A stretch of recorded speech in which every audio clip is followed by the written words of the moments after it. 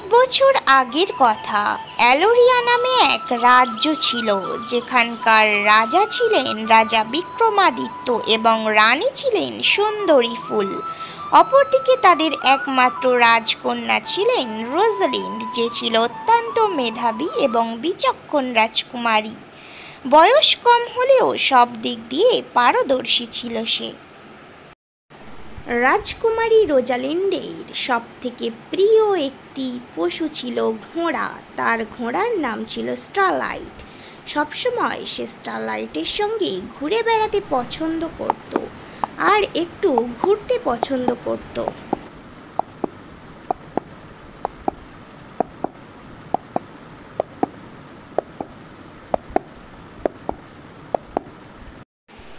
Rosalind, সকাল থেকে তোমাকে দেখছি না কেন?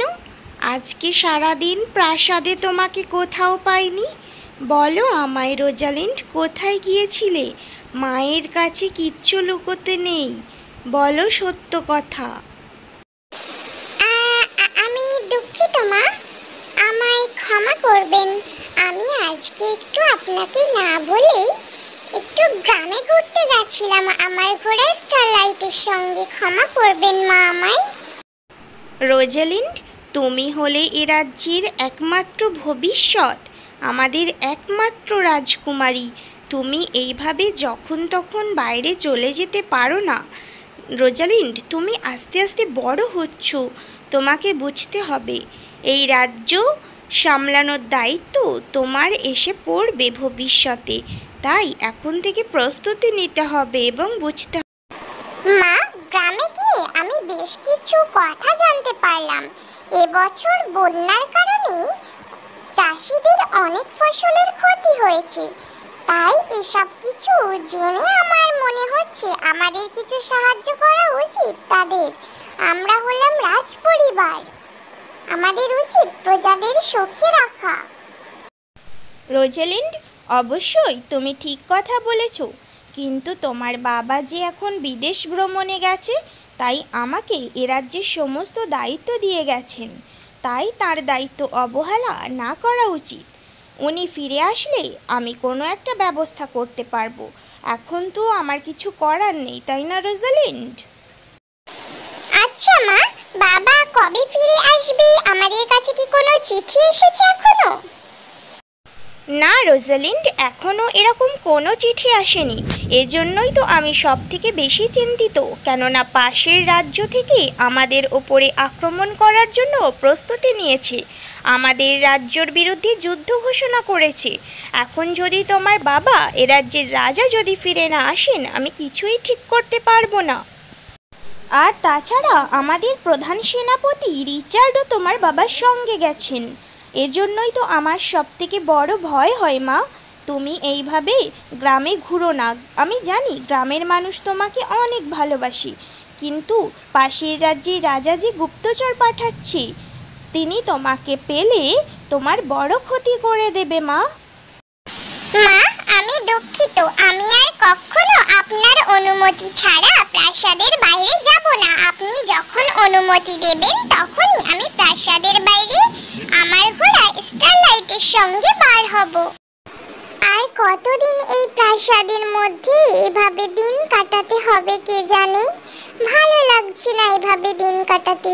বাবা ফিরলে কিছু তো একটা আলোচনা করতেই হবে।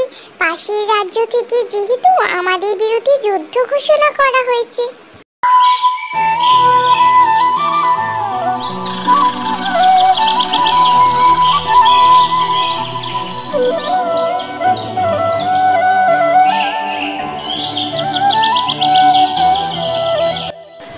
বাহ, তুমি তো কত সুন্দর। তুমি কে গো? আর এই প্রাসাদের বাগানে এসেছো কেন? কি করছো?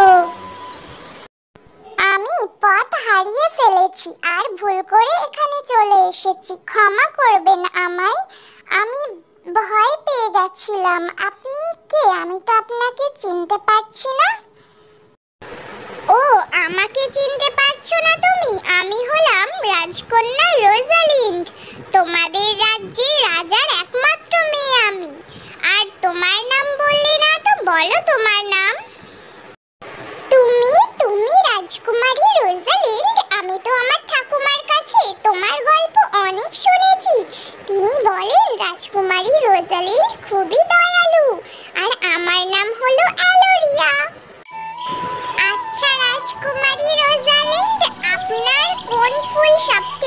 বেশি পছন্দ?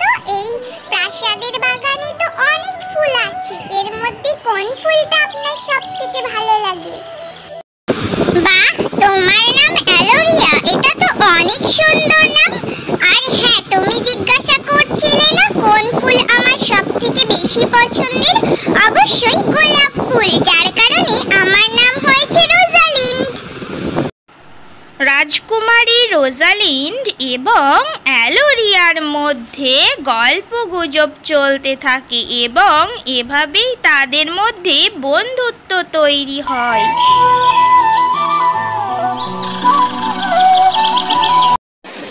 আজকে আমি লুকিয়ে লুকিয়ে আমার ঘোড়া স্টারলাইটকে রেখেই অ্যালোরিয়ার সঙ্গে বরং একটু গ্রাম থেকে ঘুরে আসি। খুব মজা হবে অ্যালোরিয়াদের বাড়ি থেকে একটু ঘুরে আসলে। কিন্তু মাকে না বলে বিনা অনুমতিতে কিভাবে যাব আমি? ঠিক আছে, মায়ের সঙ্গে কথা বলেই দেখি। রোজালিন্ড, তোমাকে দেখে অনেক চিন্তিত মনে হচ্ছে। তুমি কি কোনো কারণে আমার কক্ষে প্রবেশ করেছো? আর তোমাকে কেন চিন্তিত লাগছে বলবে আমাকে খুলে?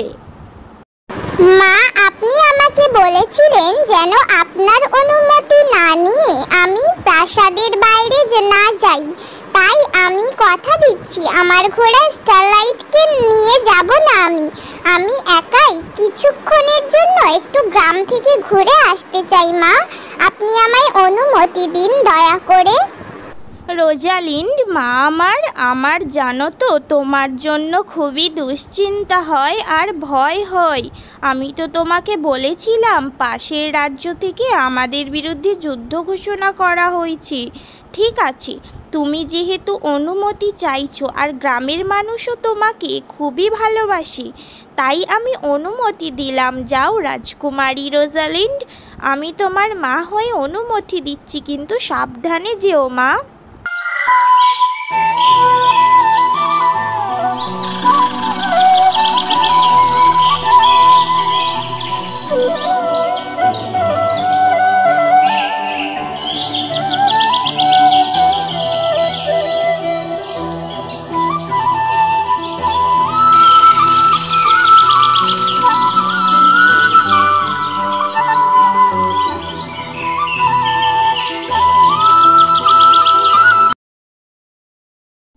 রাজকুমারী রোজালিন্ড, এই কার্টুনটি এখনো অসম্পূর্ণ রয়েছে। আপনাদের কাছে যদি কার্টুনটি ভালো লেগে থাকে তাহলে অবশ্যই কমেন্ট করে জানাবেন। তাহলে খুব শীঘ্রই এই কার্টুনের পরবর্তী পর্ব এই চ্যানেলে আপলোড করা হবে। এবং কেমন লেগেছে কার্টুনটি অবশ্যই কমেন্ট করে জানান।